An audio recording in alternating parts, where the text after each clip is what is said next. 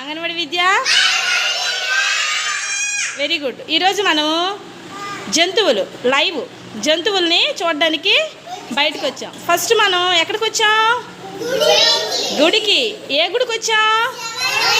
Very good. శివాలయంకి వచ్చాం. ఈరోజు శివాలయంలోనే video చేసుకుందామా?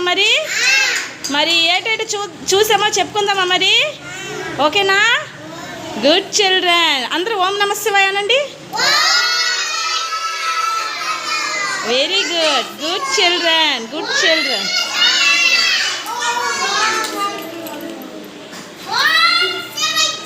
ఓం నమః శివాయ.